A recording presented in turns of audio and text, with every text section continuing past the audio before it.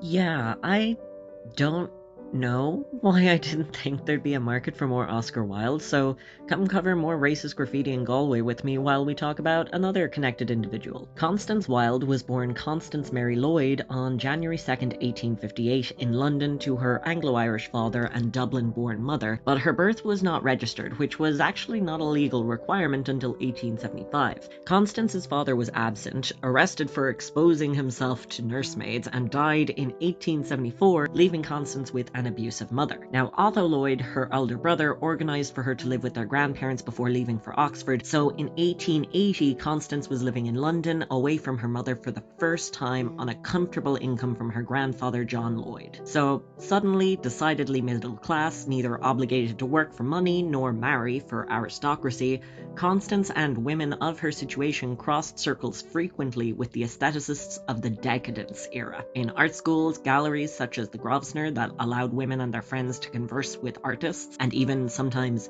display their own art, and Oxford Street's first restaurant for women, Dorothy's. Before meeting Oscar, Constance was passionate and keen-minded, reading Dante in Italian and taking university class on Shelley before women were permitted to earn degrees, and attracted admirers of all types. Though her first letters to Oscar were challenging his opinions on art, her letters to Otho revealed that she quickly fell for him, though feared that he was simply being flirtatious. In reality, after only a handful of meetings, Oscar confessed to his mother, quote, "I think of marrying that girl." Their courtship was curtailed while Oscar performed a lecture tour in the US, but 2 years later, Constance wrote to Otho letting him know that she was engaged to Oscar. On May 29th, 1884, Constance and Oscar married at St. James's Church in Sussex Gardens. Following a Parisian honeymoon, the newlywed Mr. and Mrs. Oscar, as the papers dubbed them, leased a property on 16 Tite Street in the artistic neighbourhood of Chelsea, with Oscar quickly dubbing their temple to aestheticism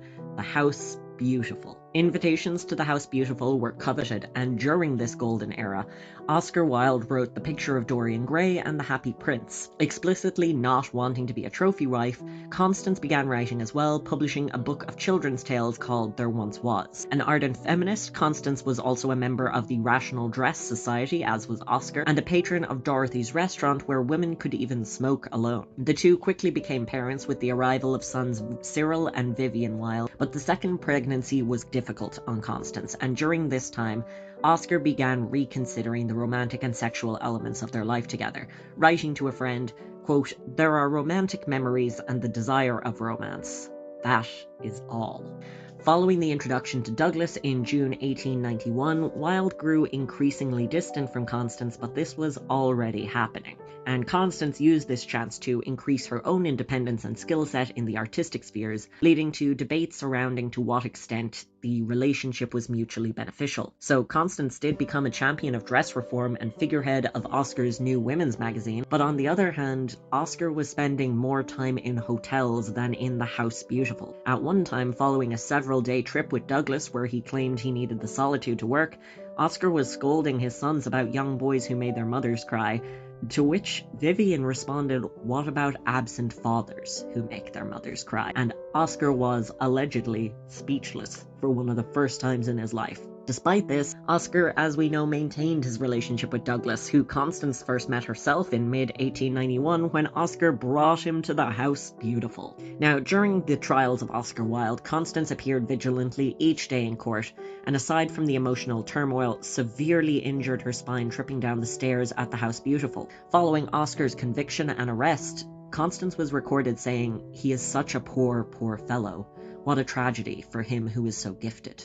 The trials drained the family's financial resources, her sons were the targets of bullying, an egg thrown at Oscar had landed on Constance, and Constance struggled to walk following her injury, as well as being victimized and shunned by the same Victorian society that jailed her husband. Otho did step in and arranged for Constance, Cyril and Vivian to relocate to Italy, where they took the surname Holland to distance themselves, a family name and Otho's middle name. Despite this, Constance did not seek a divorce and even returned to England to break the news to Oscar that his mother had passed away through the bars of his cell. During this visit, Oscar additionally shared his hatred of Douglas, who he swore he would kill if he saw again. And following this visit, Constance wrote to a friend, "He is very repentant and minds most of all what he has brought on myself and the boys."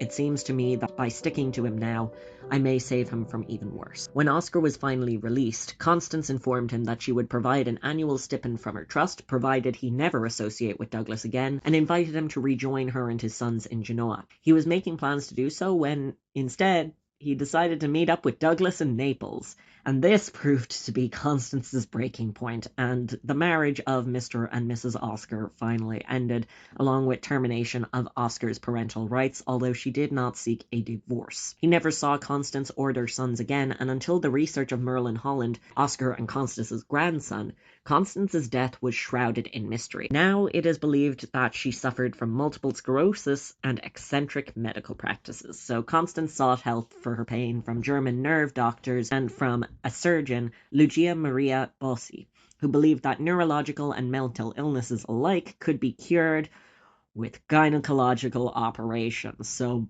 pretty much hysteria once again. Constance had already gone to Bossi for one operation, which had failed, and her brother and London doctors were warning her against this second operation, but she did return to Bossi for a gynecological procedure. Bossi later faced unrelated accusations of unethical behaviour and professional misconduct, and Holland described their deaths as both tragic, Bossi by the bullet of an assassin and Constance by the knife of an irresponsible surgeon. Constance passed away on April 7th, 1898, only 5 days after the surgery and 2 years before her husband, with only a nurse in attendance. She was buried in the monumental cemetery of Stagliano in Genoa, with no mention of Oscar until the addendum "Wife of Oscar Wilde" was added by her family in 1963. A year after her death, in 1899, Oscar visited Constance's gravesite and broke down in tears, writing to a friend, quote, "It was very tragic seeing her name carved on a tomb. Her surname. My name not mentioned. I had a sense of the uselessness of all regrets.